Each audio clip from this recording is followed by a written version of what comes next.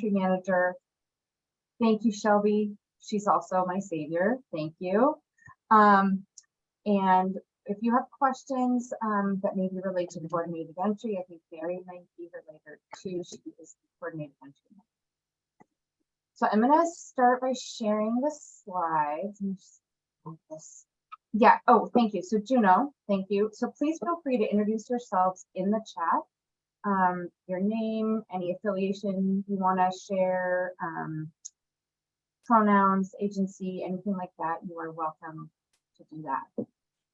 So with that, and feel free to also ask questions in the chat, and the speakers will let you know if they would prefer at the end. We'll have a little set at the end of every section. We're going to have a time for people to ask questions. You can do them in the chat, or you can do them verbally. So I did introductions. Just a quick snapshot of what we're hoping you're going to get out of this. So we want to make sure that you all know about all the different mainstream benefits that might be available. Want you to understand the basic requirements of each one, eligibility, application process, and documentation, so that when clients come to you, you might have that basic information right up front to save you both some time, and also so that you can have in the back of your mind, oh, this person might qualify for this kind of program, and can connect them to more resources. And then we want to make sure you know where to go. If you have additional questions or need more information, we want to make sure that you know who to connect with for these different programs. So with that, oh, I need to change that logo. We have a new logo for Continental Health. My bad. We'll change that in the next one. With that, I'm going to turn it over to Nancy and Rosalind, and you guys can just cue me when you want me to do the next slide. Thank you. My name is Nancy Powers, and I'm a workforce services specialist with Employment and Human Services, the Workforce Services Bureau.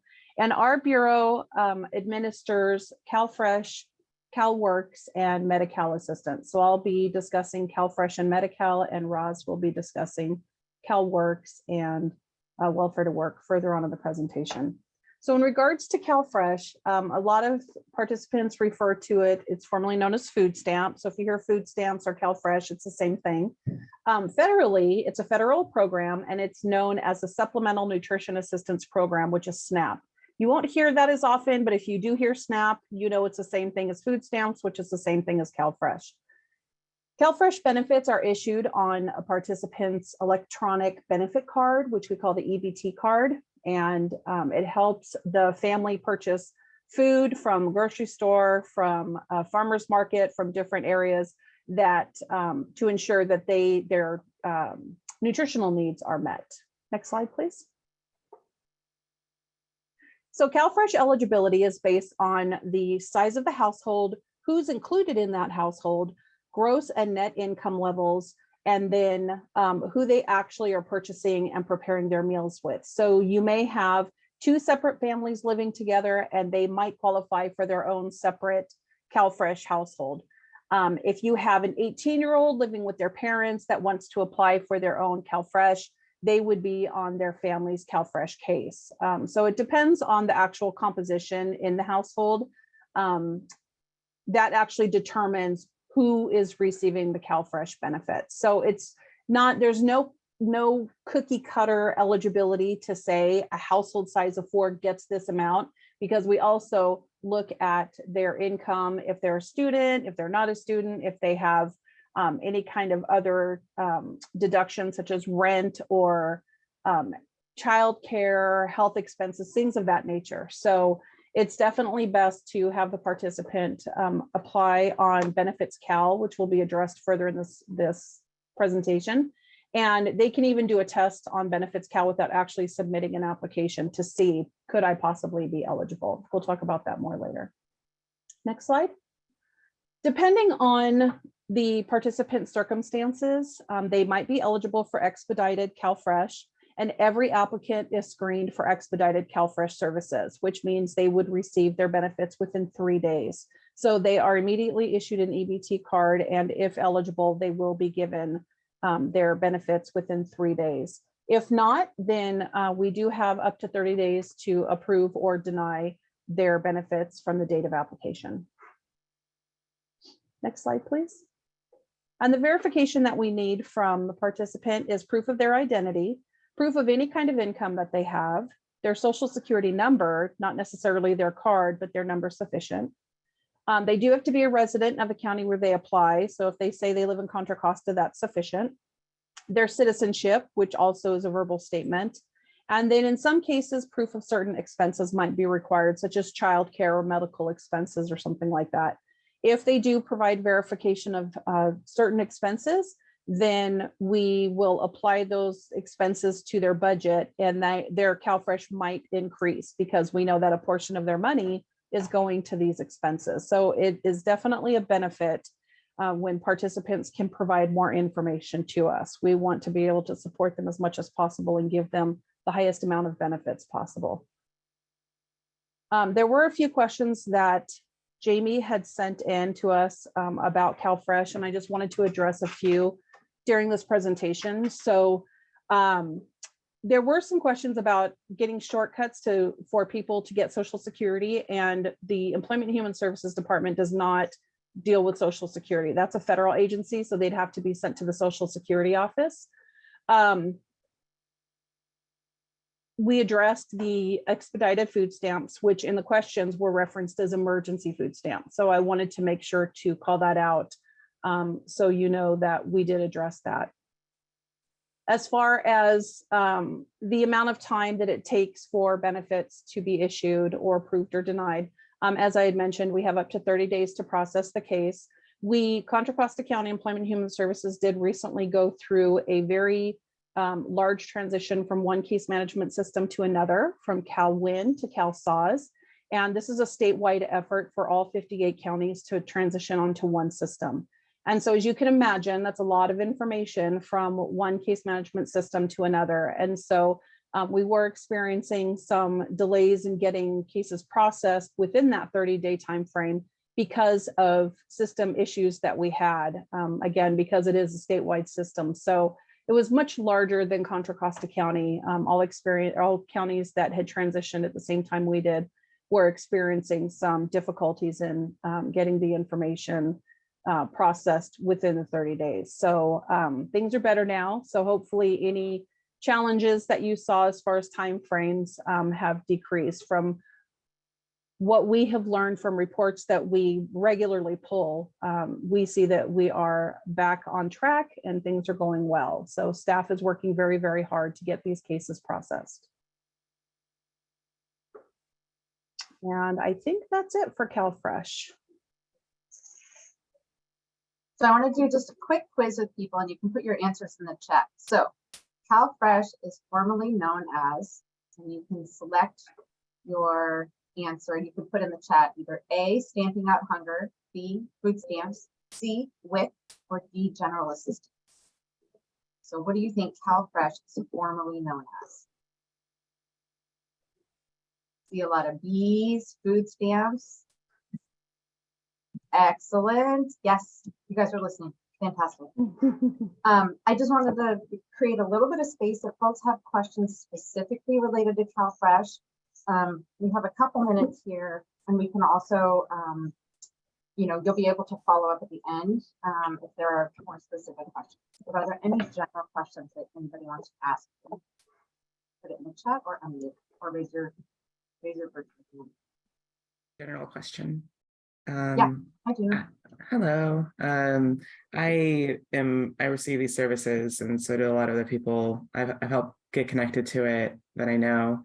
And I think everything works super well. This is life-saving service in a lot of cases.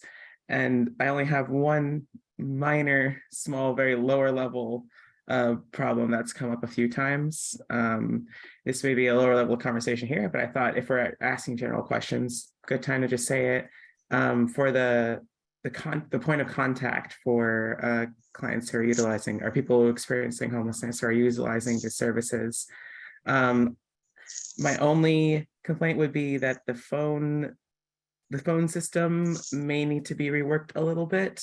I completely understand that you can't always have a staff person there to answer every call directly as they come in. However, I will say that the phone system has proved a little bit troublesome, where I've had multiple people comment to me that it'll take them to the point where they can put in their information and then loop them back around to the front of the call, like the chain of questions. So essentially they can't get any information about what they're looking to get information on. That's my only thing. Other than that, yeah, love everything here. Yeah. Thank you, Juno. And actually, I'll just mention, like, I don't know if you can see in the chat, there's a couple other questions sort of related to that, of like, how do people get in touch if they have questions, both clients and also staff? Are there any guidance you have? So thank you for that. That's a great comment regarding the phone lines. And we are aware that there are some issues with the phone tree, which is connected to our new system. So we are working through those issues and just trying to make sure that we can best serve our community, especially when it comes to just answering those simple questions, right? So please be reassured that we're working on in the back end, and I will move your concerns forward to let them know that the individuals in this group are also experiencing and have expressed their concern about the system. So I appreciate that. In regards to reaching out to their worker, you know, there's staff will have, or excuse me, participants receive notices of action. And if they have a specific assigned worker, that worker's name and phone number will be on the notice of action and they can contact them. Otherwise, they can call our service center at 1-866-663-3225. That's also on our website, and you can just type in EHSD for Employment Human Services Department.org. And information about all these programs that we're covering today will actually pop up, and that phone number will come up, and the different ways for participants to apply will also show. Participants can apply through the telephone. They can apply online through Benefits Cal, which is the fastest, easiest way to apply. They can also apply in person if they don't have any technology or they're not comfortable applying online. They can also download the application from ehsd.org and mail that in. So they have 4 options of applying. Great Nancy, question. can you repeat the phone number? It was asked if you could repeat the phone number. Sure. The phone number is 866-663-3225. Thank you. And I see some other questions in the chat, and I think they're fantastic. So we're running a little, I just want to make sure we stay on time, but one quick question, I think this is going to come up for all of these. So for speakers, if you can address this, for folks that are undocumented, are they eligible for this? And or if they are eligible, does accessing this benefit impact their immigration process? Undocumented participants are not eligible to CalFresh. There is specific eligibility for Medi-Cal, which we'll address at that time, and I'll let Roz address it for CalWorks. Okay, great. So we're going to keep moving, but we're going to have some more time at the end. I just want to make sure we get through all of our speakers. But also, Nancy, are people able to contact you after this if they have specific questions, or is there someone they can reach out to?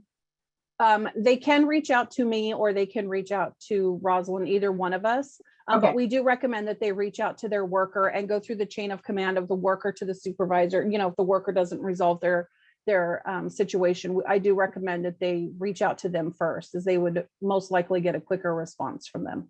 Great. And I see some questions about like income limits and things like that. It sounds like that information might be on your website. It is. Okay. Do you mind dropping the website address in the chat? Sure.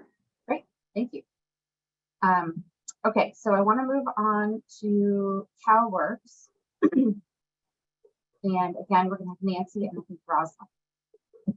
Good morning, everyone. I'm Rosalind Guillory with Contra Costa County EHSD, Nancy's colleague. Also, I'm a workforce service specialist here in the department, in working in all of the areas that Nancy named specific to the Workforce Services Bureau with regards to program policy and other projects.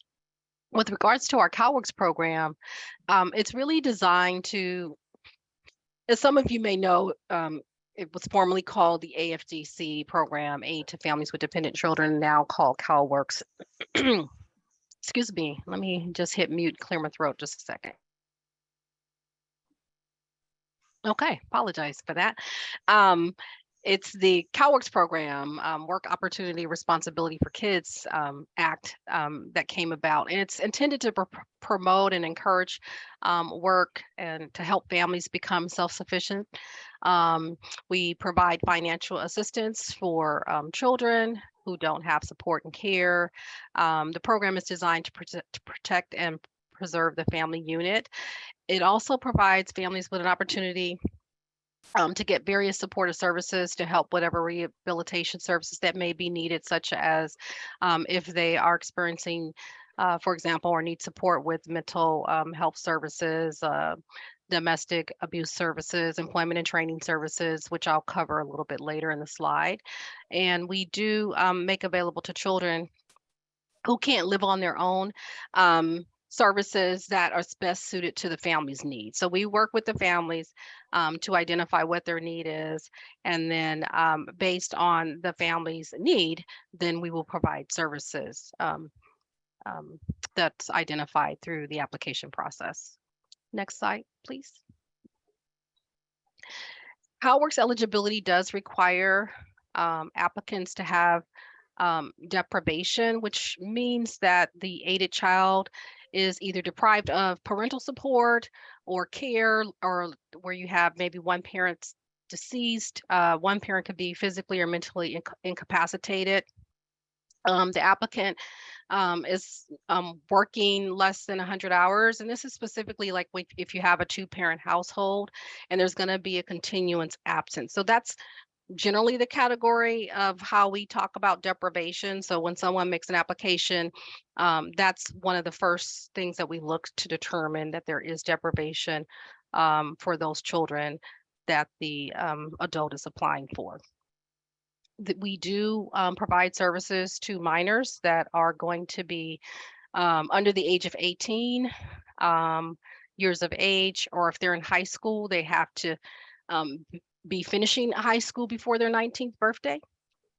And then we look at property limits to see if families are under what the state guidelines are for property limits, which currently, if there's a family with an elderly member in the household, that limit is $10,211 combined. It has increased quite significantly over the years. I remember some years back, it was just about $3,000. So we're really happy to see that the state and legislators are looking at ways to better support families by increasing the property limits.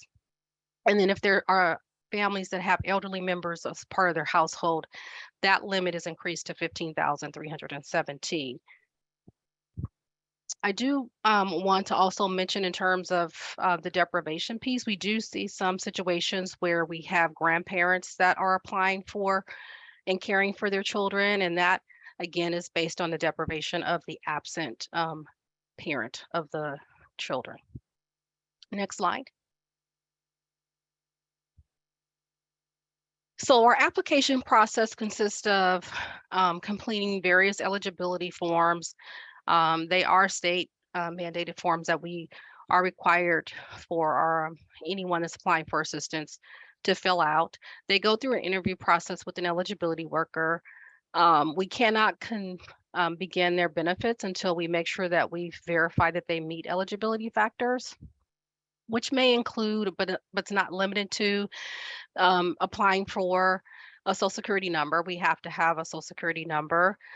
We do verify citizenship or show proof of their legal immigration status. We also verify any income and property that's being reported. If there have potential for unemployment benefits, we ask that they apply for those benefits. And there is a requirement to cooperate with our district attorney's office to secure child support for that family from the absent parent. Next slide. And I think we skipped one.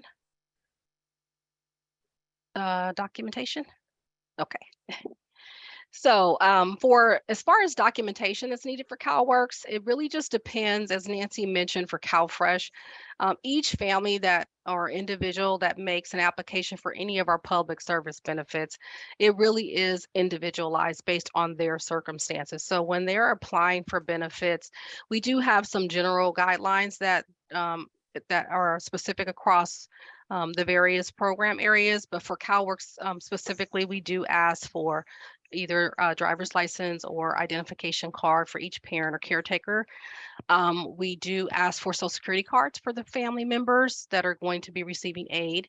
We ask for birth certificates, immunization records for children that are under the age 6 or younger. We do need to have a copy of the registration for any vehicles that are owned or co-owned or that's being leased. We also ask for verification of any land. So if someone is owning their home or have any other property, we do verify that. And we do ask for receipts for any bills of sales or recreational vehicles or boats or any personal properties. All of those factors we look at because we, as I mentioned in the previous slide, we have those property limits, but we also have income limits. And depending on the type of income that the household has, we would budget that income into their budget, which could potentially reduce their CalWorks grant. The distinction or the difference, I guess I'd say, is with CalFresh, there are some credits that get applied to the CalFresh benefit for increase, whereas with the CalWorks program, we do count income in the household in the budget, which reduces the CalWorks cash aid benefit amount potentially for the family. There are certain deductions that the family can get depending on the type of income, so that we are not fully counting all of the income, but their income is budgeted against their CalWorks grant. Next slide. For those adults that are identified as what we refer to as work eligible individuals, we support them if they're working, considered to be underemployed or unemployed. We provide job services, education assistance. Again, the focus of Welfare to Work is to help families to become as self-sufficient as possible. We do have barrier removal services where we provide the family with, I mentioned earlier, domestic violence support services, mental health, substance use, misuse, ESL services, learning needs, different vocational partners that we work with to provide supports with our participants. And it's really a partnership that they work with what we refer to as our employment specialists to develop their self-sufficiency plan. And we used to have time limits with regards to Welfare to Work. We no longer have time limits that are limited to 24 months for them to be meeting certain Welfare to Work requirements. They now have the full array of 60 months to be able to get services. And then along with that, we have what we refer to as supportive services, such as transportation, ancillary support. That would be something like paying for their books or uniforms. If they're in an approved educational activity, we also provide childcare. Our childcare program is authorized at the point that the participant is authorized for CalWorks eligibility as long as they meet certain criteria. And that starts from the point of application as well. So often times we'll hear families that is going to be really important for them to help remove the barrier for them to get back into the workforce, or for them to increase their hours or go to school or training or whatever it is that they're looking to do with regards to their self-sufficiency plan. That is Welfare to Work. So looks like a knowledge check. You're welcome. So we can do a little knowledge check. It's not school. Nobody's going to fail you. The question is, can a parent apply for CalWorks assistance for their child only? You'd say yes or no. So I see A is yes, B is no. I see a whole lot of A's. You are correct. Good job. And that is correct. And that is a good job. And I'll say that goes back to the question about the undocumented Yes. parent. So undocumented parents, they may not be a part of the cash aid assistance unit, but in fact, if their children have documentation for their citizenship status, they can get benefits on behalf of their children. That's really important to know. There are some questions in the chat, and I think some of them. I've been answering those. Oh, yes, exactly. Yes. Excellent job. There's a question. So on the side it says every family member, but also use the language applicant. Yeah, now- yeah. so we have applicants, right, that come in and apply, and unlike our CalFresh program for CalWorks benefits, we do screen for what we refer to as immediate need assistance within 24 hours to see if there's an immediate need to issue a portion of the cash aid benefit or the full benefit, depending on what time of the month that the applicant is applying. And once the customer is granted, we consider them a recipient of aid, and they'll be getting ongoing benefits on a regular monthly basis.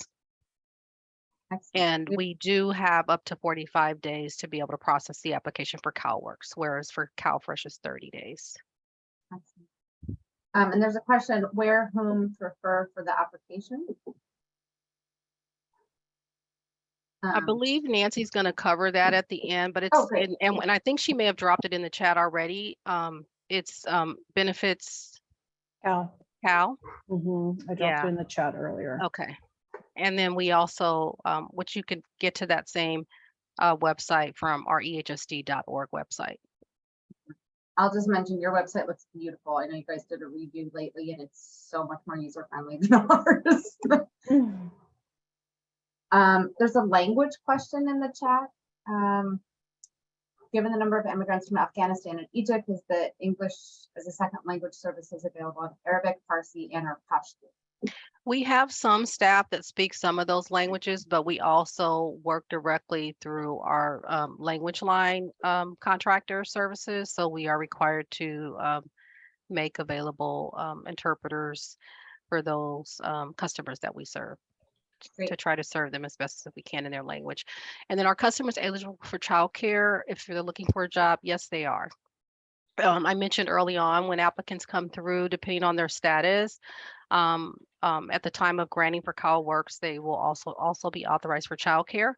And then at that point, they can secure a childcare provider, and we will support them with childcare services. Fantastic. Thank you. So we're going to move on to the next section. Now we're going to have both of you talk about Medi-Cal. All right, this is Nancy again. I'll go ahead and take this over. So again, this information can be found on our website, ehsd.org. There's quite a few things about Medi-Cal that you will find on there because of course we have the general Medi-Cal information, which I'll be covering today. And then there's healthcare option information, which a lot of us know as, we used to refer to it as Obamacare when the bill went into play years ago. So I would recommend looking at our website for more information, but for purposes of today's training or information gathering, just to give an overview of Medi-Cal, it is California's Medicaid healthcare program. The program pays for a variety of medical services for children and adults, and it is paid for by federal and state taxes. Next slide, please. Medi-Cal eligibility is for adults who are 65 years or older, for any adults or parents who have children under 21 years of age living in the home. And of course, the Medi-Cal will cover for, the children as well. Medi-Cal is for adults who are legally blind or disabled, children birth from ages birth through 20 years old, and then individuals under 26 and age 50 or older are eligible for full scope Medi-Cal regardless of immigration status. One thing I would like to mention that when we have a family who applies for CalWorks cash assistance, they automatically get Medi-Cal with that. We automatically, it's tied together. We also make the determination if they apply for food stamps at the same time, which typically they do, we will make an eligibility determination at the same time. So CalWorks is kind of a one-stop shop if we have a family applying for CalWorks. We will definitely make that Medi-Cal determination and provide the Medi-Cal if they're eligible, which 99% of the time they are. Next slide, please. So Medicare is a health insurance program for people 65 years of age or older, some people with disabilities under 65, and some people with end-stage renal disease. Next slide.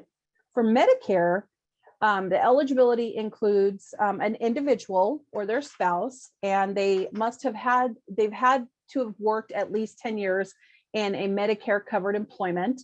They're at least 65 and they're a citizen or permanent resident of the US. If they are under 65 and they receive Social Security disability income for at least 2 years, then they are eligible for Medicare. And then of course, if they have end-stage renal disease, they are eligible to Medicare. And then the information that we've referenced and thrown in the chat is also on here. Applying for CalFresh, CalWorks, or Medi-Cal. Applications can be completed online at benefitscal.com, which is truly the fastest way to get into the queue. And then they can request a paper application be mailed to them, or they can download it from our website and drop it off, fax it, mail it in, however they'd like. And then once that happens, then they will be contacted by an eligibility worker to complete the application process. Participants can come into the office to complete their interview. We are still serving our participants in person, but we also have the option of calling them on the telephone and completing the application over the phone as well. So even if the participant drops off the application and they want to complete the actual interview in over the telephone, that's an option, and we will accommodate our participants as much as possible. And then I don't think I really addressed the property for the next question. Yeah, I think that was maybe from an earlier training. Yeah, I think it So is. we'll ignore that. Sorry about that. But we'll create a little space for questions relating to Medi-Cal. And I'll just mention, my son is autistic and we get Medi-Cal, and it's been a lifesaver. Yeah, absolutely.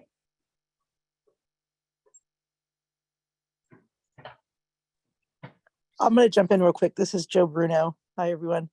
I wanted to say too, like the therapy side of Medi-Cal has probably been the best therapy I've ever received. And I've been through a lot of therapy.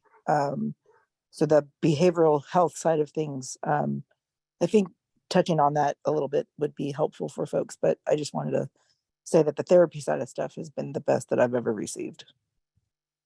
That's wonderful. So there is a question asked in chat saying that they tried to apply online and the website was taking too long. So I would recommend just trying again. As I mentioned earlier, you know, the Contra Costa County went through a transition from one case management system to another, which did impact the ability for our websites to work quickly, because we had 3 counties that we call it go live when we start on the new system. We had 3 counties that joined in the same weekend, and about once a month we have 3 to 5 counties joining the consortium at one time. So when that happens, sometimes it slows the website down. As we know, technology is great until it's not. So I would just recommend continuing to try if you do find that happens. Sometimes the system goes down. Sometimes, you know, any website does. So I would just recommend keep trying with that. That is a state website. It's not anything that Contra Costa County controls. And then you can always, oh, sorry, Nancy, you're probably getting ready to say the same thing. Yeah, you can always go to any of our district office sites if you are having technical issues with making an application. Absolutely. And we have sites in each region. Again, we'll keep referencing our website because it really does have a lot of the information there about where our offices are located. Mm-hmm. So there is a question about Covered California, and I would recommend going to the website for more information about that. There is a Covered California page that provides more information about specifically Covered California, which is not administered through Contra Costa. That's a statewide program, and where we will make the determination if somebody would be best suited by one of the Covered California programs versus Medi-Cal. We do not administer any Covered California programs here within the county. Thank you. Sure. Okay, we're going to move on to the next section. So Magdalene, are you here? I don't know that she is here. I did Um, email her. I'll forward okay. that email to Angela just in case. Okay, She no may worries. be out unexpectedly today.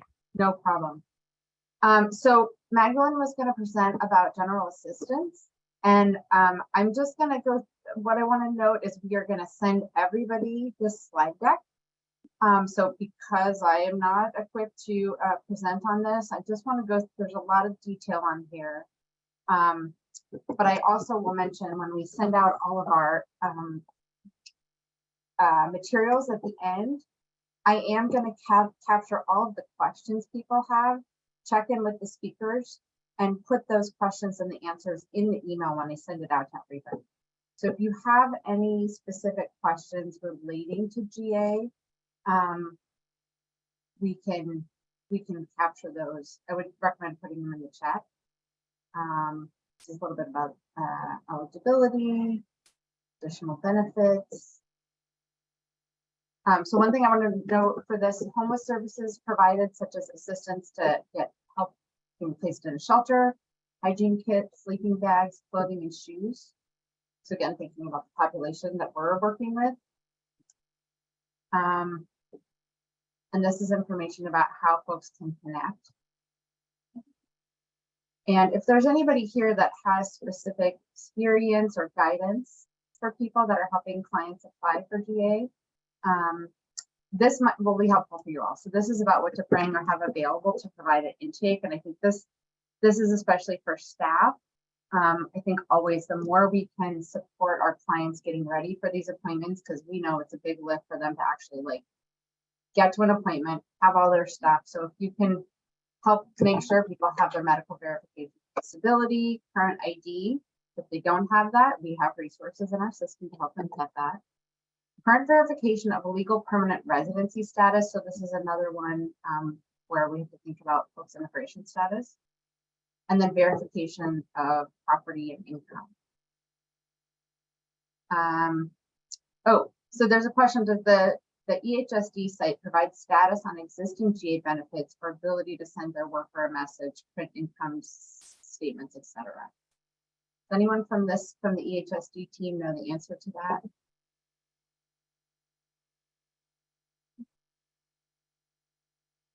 In terms of the capacity of the EHSD website for GA? I don't know if Nancy, you have any information about that or Ross? No, I'm not sure, but I can find out and follow up with you for sure. Okay. And then what's also provided in the slides is so you can also help prep clients for what to expect when they do have an intake appointment.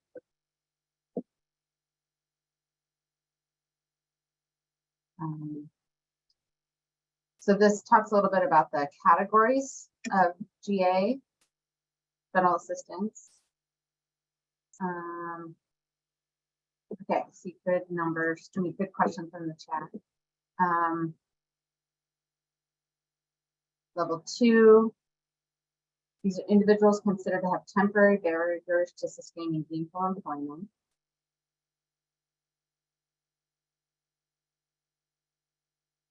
Would folks like me to leave the slides up a little longer? Yeah, this is a little awkward. This is not what I was planning to present.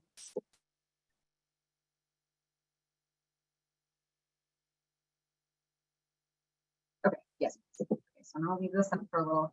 If we want, I can go back to the earlier slides. You will get all of these, but this will also, oh, there's Rosalind. Haha. Okay. You might actually get the real presentation. Oh no, not Rosalind. We're looking at Magdalene. Never mind. Okay. Category 3. So this is for folks, and this probably applies to a lot of clients folks are working with. So unable to sustain gainful employment. So this is somebody who is age 65 or over, legally blind, or have a verifiable physical or mental disability, which precludes any ability to sustain gainful employment. So this is where they, we're going to have to make sure you have medical verification. And they can also be referred to advocacy for assistance in applying to SSI. So there's sort of three levels of general assistance. So appeals, there's a little bit of information here in appeals, but we're actually going to have a section at the end with somebody from Bay Area Legal Aid talking a little bit more about that process and support that's available for all of these programs if there's a denial or a negative action. Whoa. Okay, there's a lot on here. I'm going to skip past this because we're going to hear more from Bay Area Legal Aid. But this is really detailed information about appealing. Okay, so we're not gonna, actually this is useful. So is somebody on parole potentially eligible for general assistance? I know we haven't actually heard an answer, but what do you think? You think yes or no? You put that in the chat. Is somebody on parole potentially eligible for GA? We see lots of yeses. And the answer is yes. Which is really important when we think about a lot of the barriers relating to reentry. Folks still can get general assistance. So that's good information. So I'm just gonna put this here and remind folks that you can ask questions in the chat, and we're gonna reach out to Magdalene after this training and make sure we can get answers to some of those questions. So Jamie, can I circle back to a few things I wanted to just make Please. sure I mention with regards to CalWorks? I do want to, I think you guys will find it's a really great information on our website, ehsd.org, but I did want to share that on our website, ehsd.org, you will find those benefit levels for CalWorks. And I also forgot to mention, because we have a partnership, that in terms of homeless, I think that was one of the questions I did see come over as well. There was a question about homeless assistance or homelessness, and we do provide homeless assistance services to our CalWorks families. We have two components of that. Generally, we have what's called our CalWorks Homeless Assistance Program that offers up to 16 days of benefit services for temporary benefits or assistance for homeless families. Also, there's a component for permanent housing system, permanent housing assistance for deposit. And then there's a portion to help families when they're behind on the rent. Of course, there's certain criteria that families have to meet. And then the other thing is we do partner directly with H3. We have a program called the CalWorks Housing Support Program, and we work with our homeless families or those that are at risk of being homeless to help them find permanent and stable housing. And they get support services along the way through our partnership with H3 and Hope Solutions. So I did want to mention those components of services for our CalWorks Homeless Assistance Program, since that was super important that came up. Mm-hmm. Yeah, definitely. Definitely. Okay.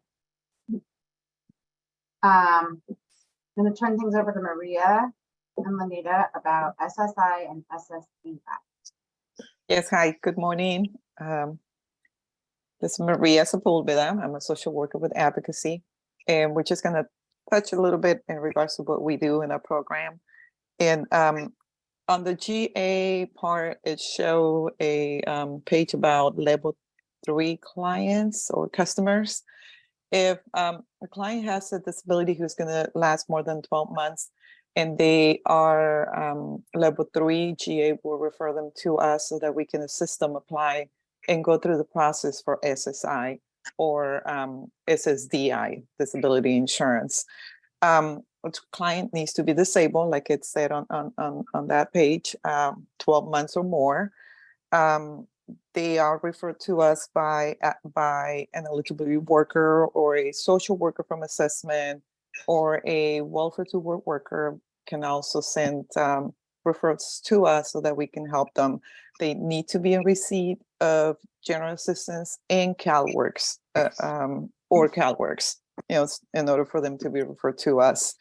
And they need to be adults over 18 years old in order to be referred to us. What we do is when we receive the referrals, it's we make contact with the client. We help them apply if they haven't applied yet. We help them apply for SSDI online and also SSI. When we apply for disability insurance online for them, it shows on there that SSI application needs to be completed as well.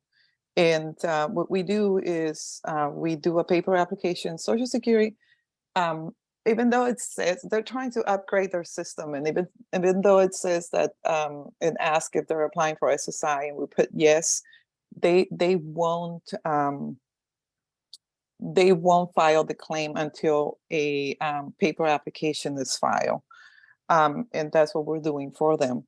If someone applies on their own for disability insurance online, a lot of people is not aware that an SSI application needs to be submitted as well. Social Security will make contact with them if they do mark that they are also applying for SSI. But a lot of times clients miss the phone call. Social Security won't send them appointment letter. They just try to make a phone call to the client, reach out to the client to complete the SSI application over the phone. And a lot of people miss that. So as social workers, we do that for them. We complete the SSA 8000, which is the SSI application, and we submit that on their behalf so that application can be merged with the disability insurance that was filed online. I know the slides are not showing.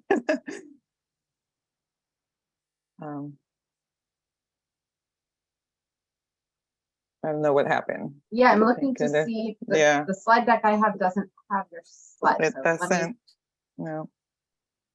We were on the first page, eligibility Okay, criteria.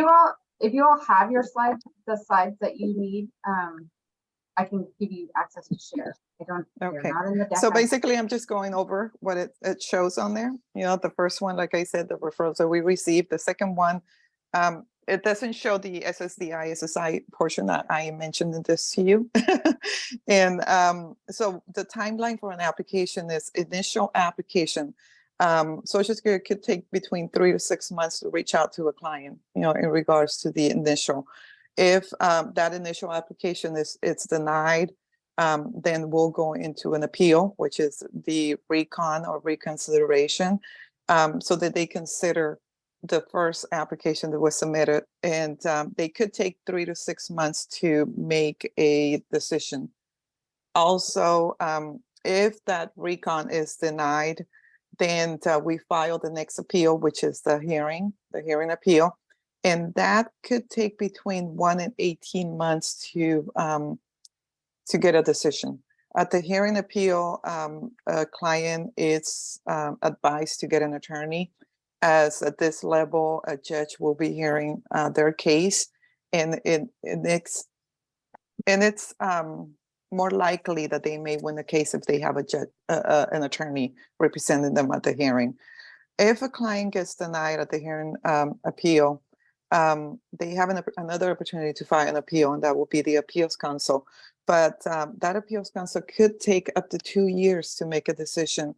And a lot of times, if a client decides to go to the appeals council, most of the time, the appeals council falls for the hearing decision.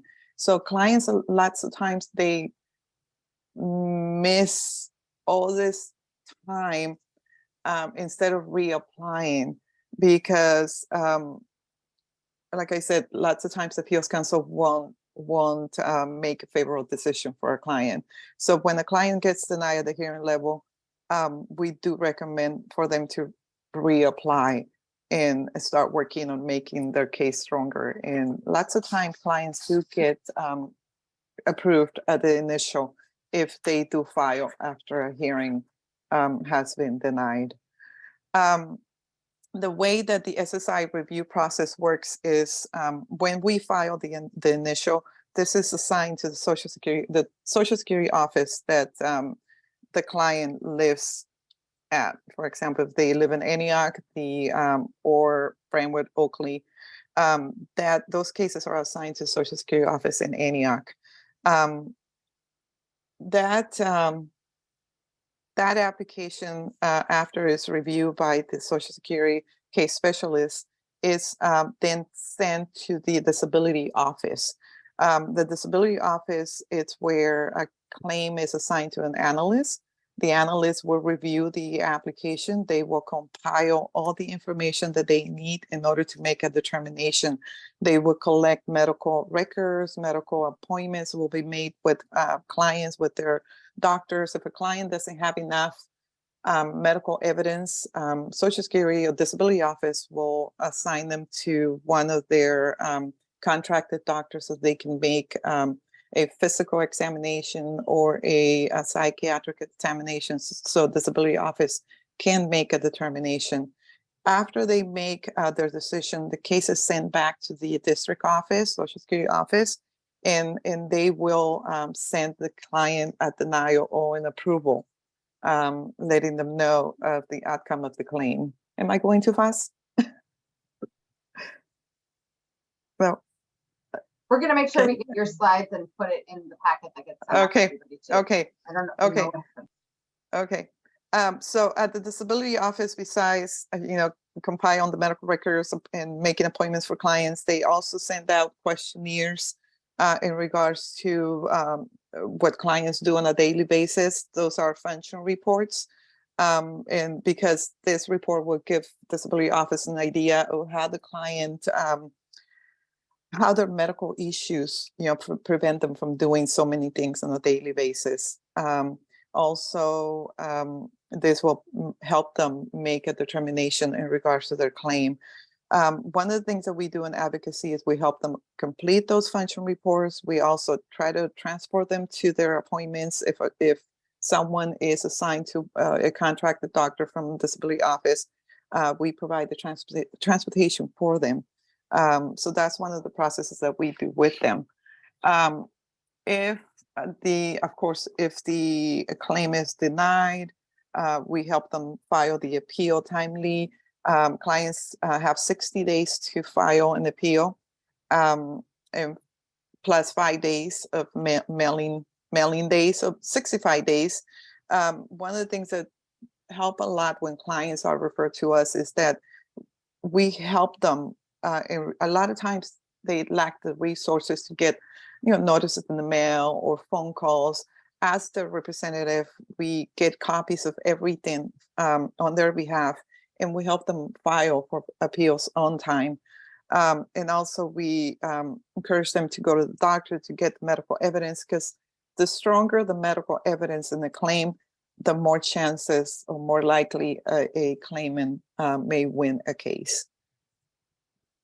I found the slides. So there, They were, you found, I don't know what happened, but. that is a little, I think that's okay. So that's where I was saying the timeline, the initial application, the reconsideration appeal, the hearing appeal, the appeals council. Those are the time frames that more or less it will take them to make a determination on a claim. Thank you. And that's a review process. That's what I was talking about, that at the initial, how the case goes to the Social Security office, the district office, and the case then is assigned to a disability determination services, which is DDS, is assigned to the analyst who compiles all the information to make a determination. And that's what I talk about, the function report. Okay. Then the deny applications, how we have 60 days to file an appeal. We can do this online, in the office, paper application, and we file this for them,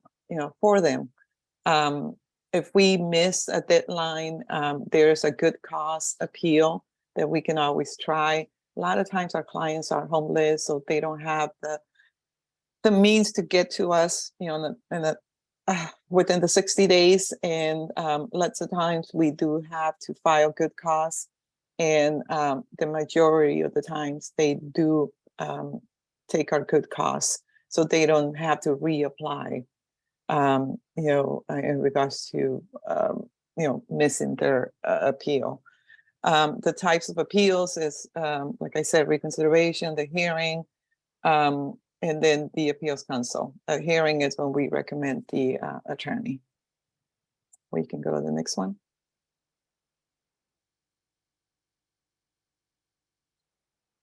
Okay.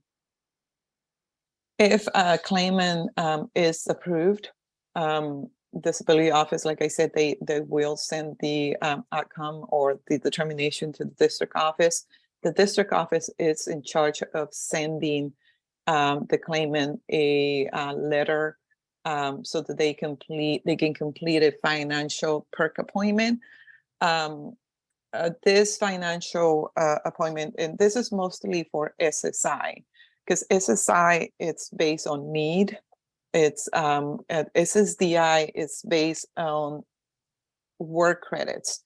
If someone has enough work credits, they can get, you know, benefits based on income that they worked in the last 15 years. Social Security goes back just 15 years. If a claimant has work history, let's say 20 years ago, but haven't worked in the last 15 years, then that claimant more likely will need to apply for SSI only. And SSI, like I said, is based on need. They do look at the resources, their income, and that's how they determine if someone can get SSI. If they are approved, Social Security needs to complete this perk interview, which is going through the questions in regards if client has any resources, of any income, so that they can determine if they can get SSI. And they have 30 days to complete this perk. If they miss this perk and they don't complete it within 30 days, they do hold the case for a year. So a client can, they protect the approval for 1 year. So if the client contacts them within 6 months after the approval, they can get their SSI. If they miss those 12 months, they're going to have to reapply again, go through the whole application process. Okay.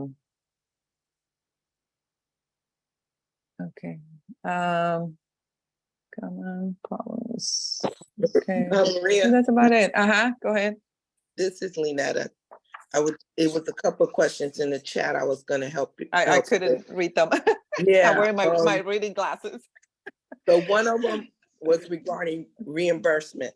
So one of the things that happens, because we get the referrals through GA, when they apply for GA, you know that they consider that a loan.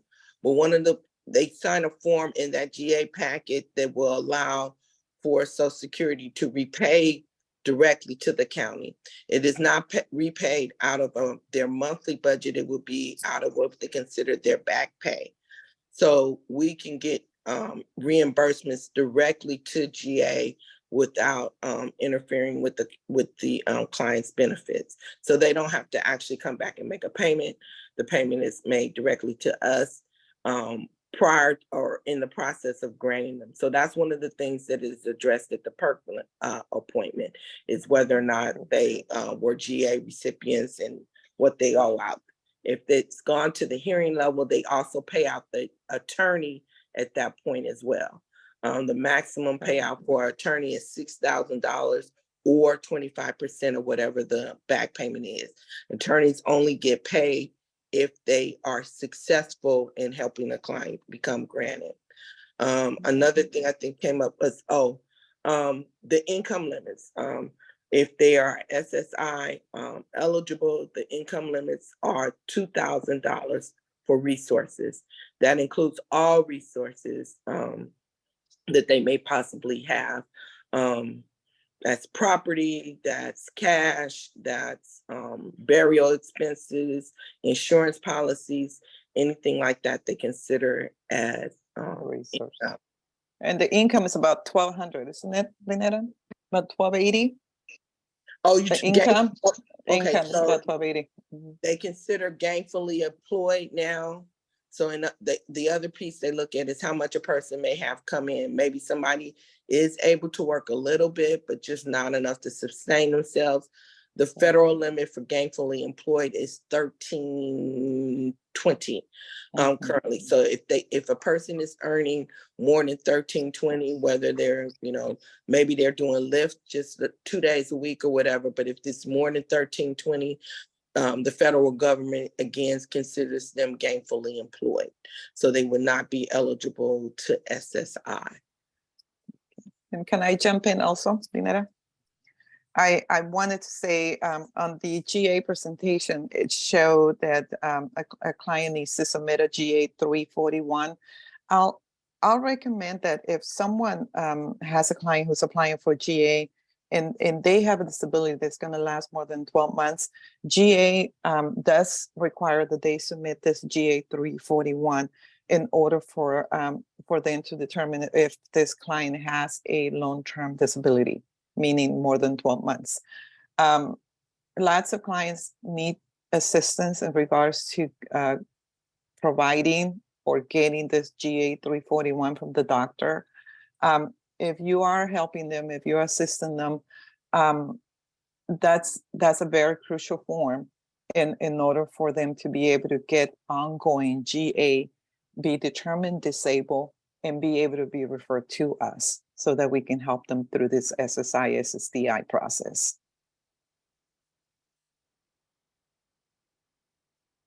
So I think that's what I had, Linetta. Do you want to go to the next? Okay, the next area is HDAP, which I have a shout out to a lot of my partners with the program. HDAP stands for Homeless Disability Advocacy Program.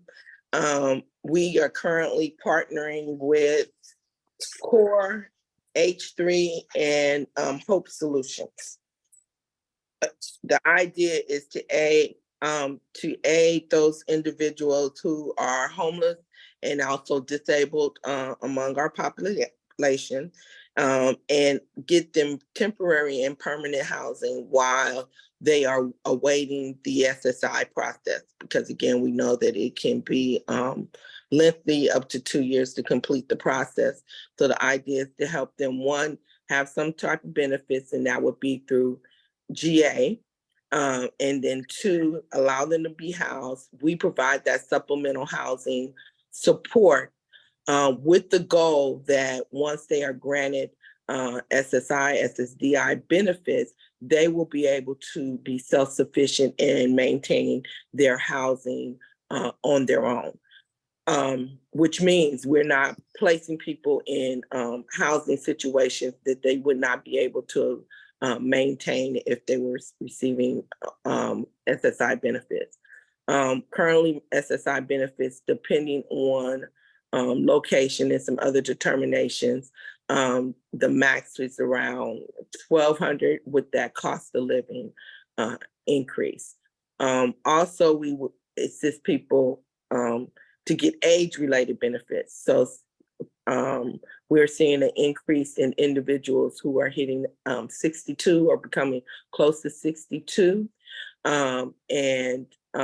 Once they become 62, they can become eligible for age-related benefits that most often is more than what they would be receiving in GA benefits while their disability application is still pending.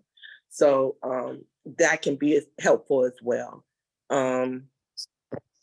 We do temporary and permanent housing placements and shelter project. Home Key was one of the main ones that was operating a lot during the initial with COVID, and also with mainstream vouchers, as well as shared rental opportunities.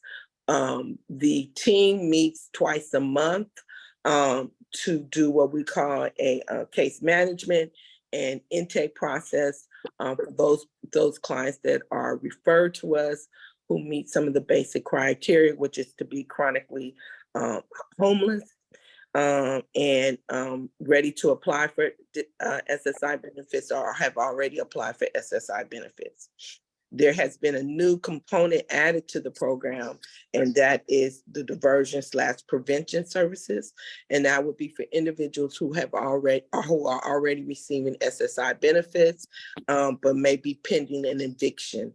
So they have housing, they have SSI, but they have run into a situation where they may be possibly evicted or an increase in rent.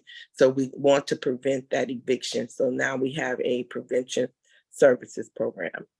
That is the base. Most of our clients are referred to us through the shelter program, through our core team members, and some members from H3 or even Hope Solution, as well as workers at with GA. So it's a partnership across the board. We received over 300 referrals since 2018. We've housed 140 individuals as of May 30th of this year. I'm gonna look and see if we have any questions. Oh, some questions that came in before. Let me see. Can benefits overlap like with other debts or student loan and CalFresh? So yeah, I think we can cover most of them. There was a CAPI question.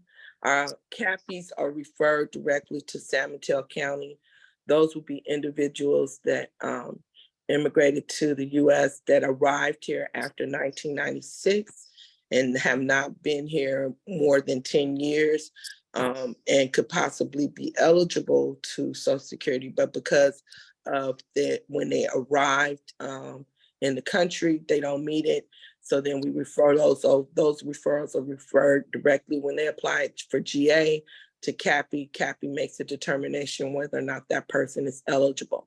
Once they have been determined to be with CAPI long enough or in the country long enough, CAPI will, the San Mateo team will notify us and then say that this person is now eligible to apply for SSI or SSD benefits.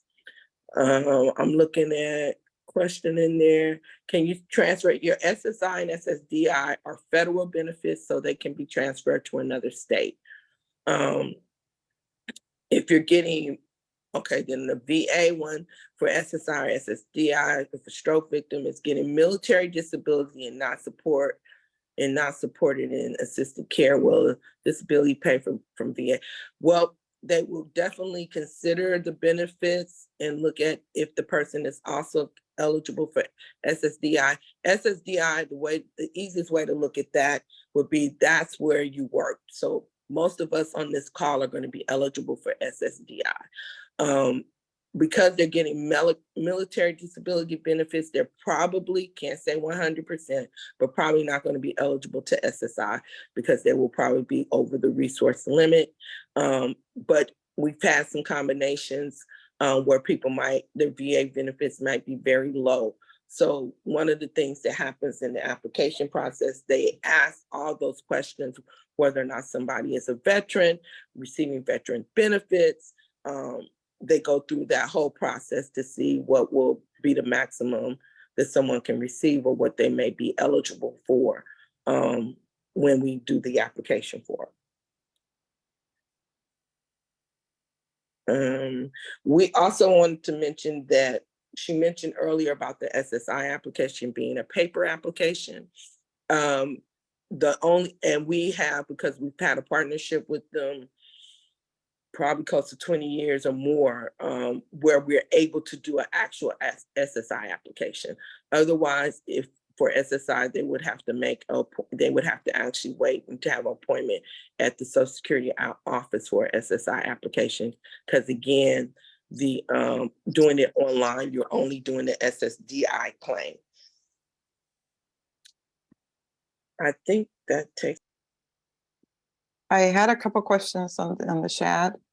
There was one about if client needs to be chronically homeless to be eligible for the HSTAP program. Yes, they do need to be chronically homeless, which is 12 months or more within the last 36 months. Is that correct, Lynetta? 36 months? And, yes.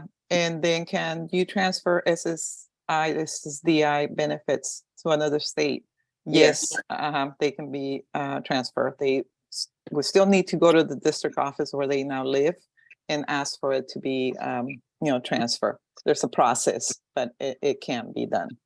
Be And same aware, thing with, I'm Go ahead. sorry. Be aware that they may have a reduction in benefits depending on what state they move to. And that is because California provides what they call a supplemental payment to their SSI basic benefit. So, and that supplemental payment initially was to replace CalFresh benefits, but now things have changed over time. So now sometimes you still can apply for CalFresh as well as California provides the supplemental payment. But if they move to another state, they may see a reduction in their benefits amount, simply because they won't be seeing that SSP payment, the supplemental payment from California. Right. And there was another question about CAPI. It says, does client need to live here for more than 10 years or less than 10 years? Client needs to be a resident. If they became a legal resident after 1996, then they will need to go to through CAPI. Did that answer the question? Hope so. Okay. And I think that's it for us. Okay. Thank you. That's our contact information. We are located in the district offices. There's at least one advocate at each district office, and hopefully we will have another addition to our team very soon. Yes.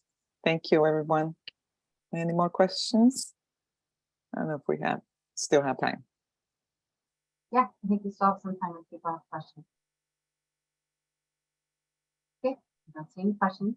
Okay, Apologies you. for the slides. I have no idea what happened. it's okay. So we'll do a little quick check your knowledge. So which statement is true? A, SSI cannot be discontinued. B, SSDI is for injuries that are expected to last less than 12 months, for example, broken leg or pregnancy. Or C, SSDI is long term. Which one of these statements is true?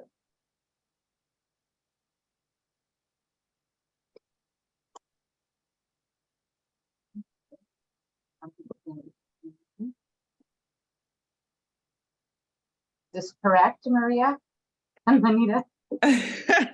No. I know they were kind of like, I was thinking about it too.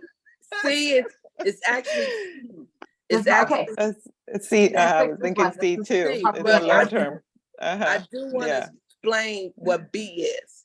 Uh-huh. B is actually CASDI. So that's California State Disability Income, which is short-term disability, which we get. So if somebody was applying and they had these conditions, pregnancy or broken leg, they actually would be getting CASDI, which is California State.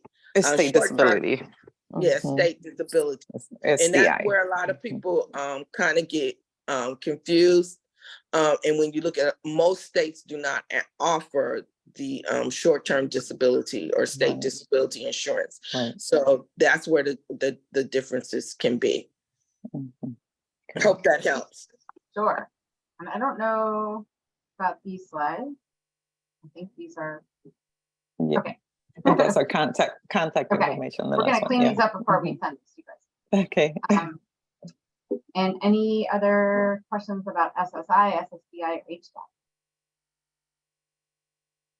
Okay. Lisa, I'm going to have you just talk a little bit about the SOAR training. Okay, I've took this training, but I would still suggest you getting sometimes help from the from the Social Security office or from Maria and her team. Miss Lynetta is amazing too. So, but I did take this course, and this is the curriculum. For the adult, they provide two different trainings. You can do them together, you can do them separate. The first one is the adult one. This course trains caseworkers to assist adults ages 18 plus who are experiencing or at risk of homelessness and have a serious mental illness, medical impairment, or co-occurring substance abuse disorder. to apply for Social Security Administration and disability programs, supplementary security income, and SSDI. The children one is a lot like the adult one, same protocol. What they do is they give you the training of what documents you need to provide, how to get the documents, as well as giving you a scenario for you to practice on with a client to go from the start to finish of completing an SSI application. And then you can go to the next slide. And this is how you would access the training. There's no cost. It's a very aware course, because you're given scenarios and you're also given the documentation of what you need to provide, which is a lot more explaining of how to, and I'm tongue-tied today, how to acquire the documentation and what to provide to the SSI application. That's it. Thank you, Lisa. I want to go back. Oh, good. So there was a question in the chat about CAPI, and it looks like there's an answer there. We are going to add Shelby, I don't know if you have the capacity to do this, but can you grab the links to these 2 trainings and drop them in the chat? Yes. Sorry, I'm like doing the slides and doing the chat. Let's see if there's any. Oh, so drug addiction is a reason to get benefits. That's one of the questions. I'll let you folks answer, but it sounds like if it's a documented disability related to substance use, potentially the answer is yes. Is that correct? It can. Okay, go ahead, Lynetta. It's currently a challenge. Yeah. So if it's drug addiction without another comorbidity or another diagnosis, and usually along mental health, it's difficult to get approved at this point. This is the trend we're currently seeing, especially if there's no attempt at becoming clean and sober, or no follow through with your mental health providers, or your medications, or what the other conditions you may have along with it. Drug addiction by itself presently is not getting granted. We see too many of them, even though they will say, we all know that it's a part of mental health. They're not ruling in favor of those clients, especially if they're not making an attempt to try to live clean and sober. And those would also be cases that if they were granted or involved, or addiction wasn't involved in part of their diagnosis, if they are granted, you're going to see probably a request for them to have payee representatives, which is currently also a challenge in getting enough. The number of agencies that we now do that will be payee representatives has dropped dramatically. Basically, it's only adult mental health, county mental health program, which some of you guys may be working with right presently. Thank you. And we're going to do a quick check our knowledge. Someone, I'm sorry. No, go ahead. Someone had a question about CAPI. Stacy, I think she asked about it, that CAPI is it for undocumented people, and I did answer that it's not. CAPI, in order for someone to be eligible for CAPI, they do need to be legal residents. And not sure about the 10-year rule. Not sure what we're trying to, what they're asking in regards to 10-year rule. But when I mentioned about 1996, is Social Security office, if someone's applying for SSI or SSDI, and they are legal residents, if they became legal residents after 1996, and they have a sponsor, more likely they will be deny at the Social Security office, and that's when they ask them to apply for CAPI. CAPI do request a denial letter for Social Security office. It is a requirement so that they can continue with the CAPI application. Before 1996, legal residents didn't have sponsors, and that's when Social Security is able to continue with their application if someone became a legal resident before 1996. Maria, I hope I answered the question. and I mentioned the 10-year, and I'm talking about the sponsorship for 10 years. So that's where the relationship of 10 Oh, years. okay. Okay, sponsorship. Mhm. Yeah, so the sponsorship is supposed to be for at least 10 years To go to CAPI. to go to CAPI. And a Yeah. lot of times people are denied. Reason for denial with CAPI is often because they cannot get the sponsorship information or the sponsor to cooperate with the information that the CAPI office is requesting. That usually is the most common reason for denial. Cool. And also GA is able, General Assistance is able to take CAPI applications. A worker from General Assistance can complete it and submit it to San Mateo County, which is where they process those applications.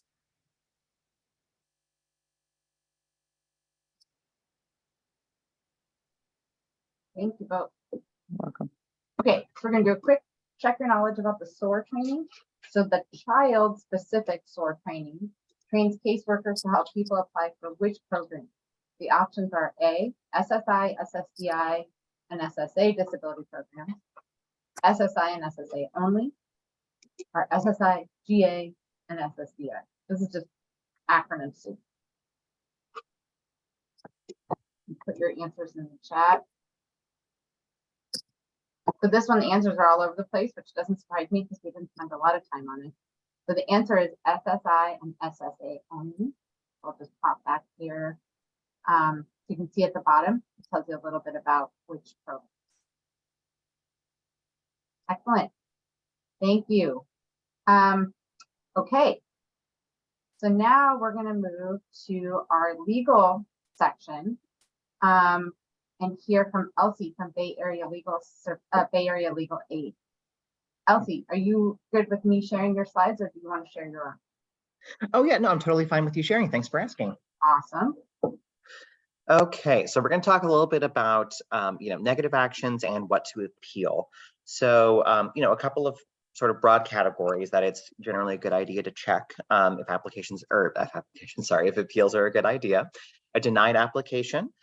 So sometimes folks get what is essentially a verbal denial, which is instead of like getting a formal letter or something like that. That's still something you can appeal. And also a failure to timely process applications. A lot of these programs have deadlines that the state needs to be sure to process things by. So that's also something that can be appealed. Even if you are approved, there are still some things that can be worth checking into. So benefit start dates, there are also rules surrounding that, but sometimes if a month is missed, that makes a big difference for folks. And also calculation of the grant. It can just be a good thing to check. Sometimes there are clerical errors or, certain things don't get counted quite the right way, mistakes happen. And so those are often good things to double check. If somebody gets an overpayment, that's often something that can be appealed. Reductions of benefits, same there. Denial of services for some auxiliary benefits or things like access to doctors, coverage of prescriptions, that is much more program specific, but it's just a good thing to keep an eye out for because some things should be offered as a right. And of course, termination can also be a good thing to check for in case it was done improperly or if it was a mistake. Next slide, please. Okay, so we're going to talk a little bit about some of the specifics for Social Security. There are a couple of options, level one being a request for reconsideration. So you could submit that online for most appeals. And there's an informal conference where you can discuss the appeal with SSA staff before the decision is made. Level two is the hearing request. This can take a while. It was a year or more before the pandemic. Level 3 is the Appeals Council review, which tends to have a pretty low success rate by the time you get to that stage. So when it comes to Social Security, it's important to be aware of the deadline. So you have 60 days from receipt of the notice. And generally, it's probably safe to assume that notice was received 5 days after the date on the notice itself. If benefits are continuing, then you have 10 days after the receipt of the notice, so a little bit of extra time. Next slide, please. Okay, so if we're looking at benefits that are administered through EHSD, you have a couple of options. So you can talk to your worker. You know, sometimes mistakes are just, you know, simple errors. People make mistakes all the time, and they can be easily corrected. Julie Peck is the ombudsperson, and she can be a good resource to reach out to as well. So if you can't resolve the issue with your worker, you can always file an appeal. That can be done online for CalFresh and CalWorks through ACMS, which I believe is the Automated Case Management System. There's a link on this slide here. For general assistance, those are generally things you're going to have to file with the county and not through ACMS. Deadlines. So for CalFresh and CalWorks, you've got 90 days from the date on the notice and up to 180 days with good cause. You know, sometimes something comes up and you know, you, for whatever reason, you know, life happens, you have to wait a little while. So if it's beyond that 90 days, but within 180, you can, you know, essentially let the judge know why, and then you can go from there. It's also important to note that there is something called aid paid pending, which is essentially saying that while this issue is being resolved, while the appeal is pending and we're waiting for a decision, that you would like the aid that that you are receiving to continue unchanged. It's important to note here that you need to make sure to make that request before the effective date of action for most programs. If you do it after that, then you know, you're probably not going to get aid paid pending. Next slide, please. Okay, yeah, so general assistance. Once again, talking to your worker is always a nice place to start. Sometimes mistakes are simple and they're easy to correct. You're going to need to submit your hearing request in writing. So that is the Office of the Appeals Coordinator at 400 Ellenwood Way. You can also call to make a request that way. Probably because I'm a lawyer, I'm a big fan of belt and suspenders, so I do always recommend sending in something in writing. But it is important to note, because there is a big difference between general assistance deadlines and CalFresh and CalWorks deadlines. So for general assistance, there is only 30 days to request a hearing, and day one is the date on the notice. So, you know, it's just very important to stay on top of that. And it's especially important to make sure that people are aware of that, just because it is so different from some of these other programs. Next slide, please. Some other deadline issues. Yeah, so you know, like we touched on earlier, you may need to appeal sooner than you are able to as of right to receive the aid paid pending or benefits continuation if you need it. Yeah, you can argue good cause for a late filing of an appeal, but of course, you know, the thing to be aware of with good cause is that you know, it's going to come down to the judgment of whoever is the person making the decision, whether or not that was good cause or not. So, you know, it is to a certain degree a gamble, although it is often one that people can explain very successfully. Next slide, please.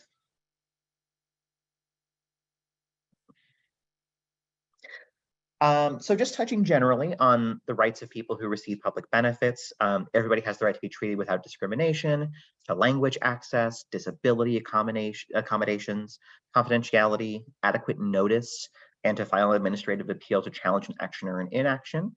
You know, if these things, you know, these are all rights. So if these are things that aren't being done, these are things that people can absolutely pursue and potentially, depending on your situation, file an appeal about. Next slide, please.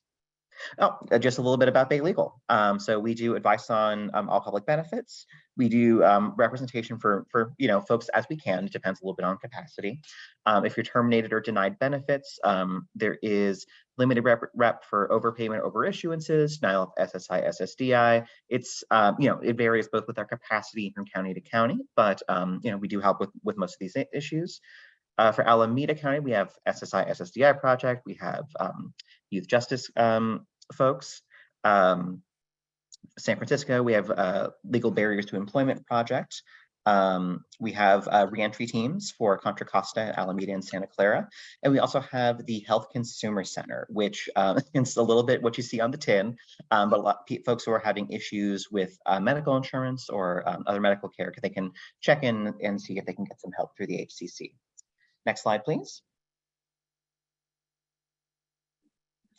So our Richmond office our location is here, 1025 McDonald. And we also have the legal advice line. So the legal advice line is often a good starting place for folks who need help. They'll be able to call in, and hopefully, depends a little bit. Sometimes there are wait times, or you might need to get a call back. But you can talk to, there are both attorneys and advocates who are on the line and can provide basic legal advice, and then they can often get you set up with somebody who specializes in that program or that issue, and then you can go from there. The Health Consumer Center, which I touched on the last slide, has a different phone number, but it's also listed out here. And that can be good if folks are experiencing issues with healthcare or health insurance. Next slide, please. Okay, so to check your knowledge, what types of issues should you request an appeal on? Only Social Security decisions, only denied applications because overpayments cannot be appealed, anytime a notice is issued, or when in doubt, file an appeal on any negative action or inaction, no matter which benefit you are receiving. Sorry, I didn't mean to give the answer away. That's okay. I was about to say, I see a lot of people picking D, which I would agree is the correct answer. So we've got that. Sorry about that. Yeah, and I think, especially with aid paid pending, and especially with the deadlines being what they are, sometimes it can make more sense to just, if you're not sure one way or the other, file the appeal, and then you can sort of have a little bit more time to sort it out while maintaining your position for those appeals windows. Okay, and now I think we have a little bit of time for questions if anybody has them.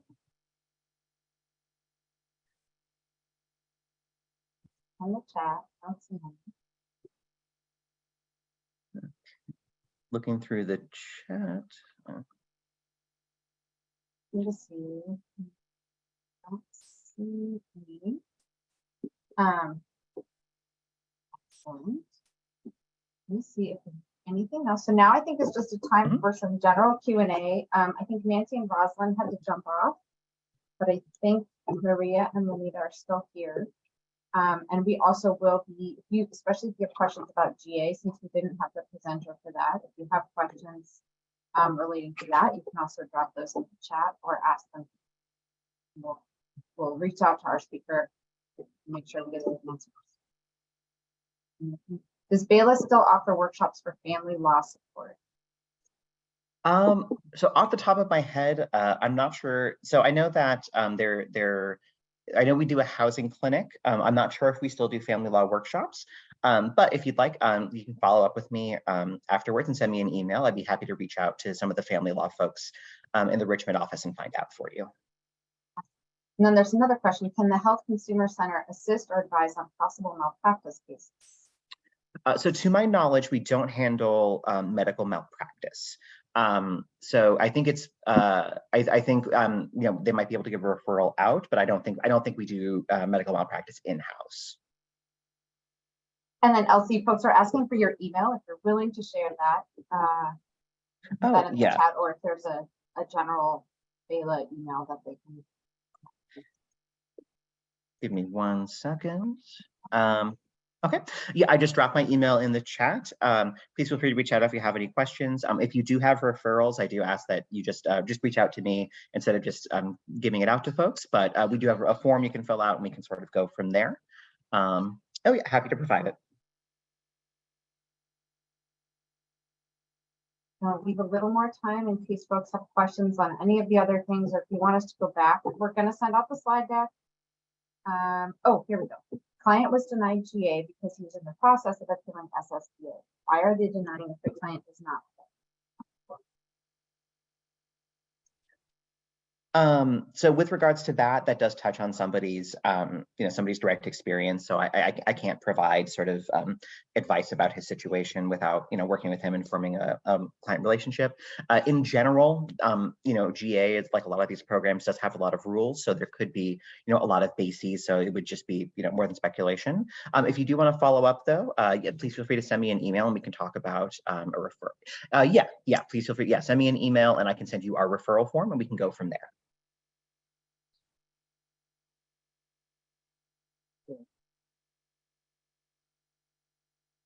Okay, I think we are, oh, yes, let's remind. So hold on 1 second. I'm gonna do, we have a quick survey. I'm also gonna send this out in the chat. I mean, sorry, on the email that we're gonna send out to everybody for follow-up, but just a moment to see if this training is meeting your needs, if there are other things that you wanna know about. I'm gonna put this in the chat. If you could just take a couple minutes and provide your feedback, that would be great. And also just hang out here a minute in case there's other questions or folks need us to go back through any of the slides. But otherwise, I think we're done. I want to thank all of our speakers. Thank you everyone for attending. It's a really good turnout. And I think that's it. We're gonna send everything out to you guys in a day or two. Stop recording.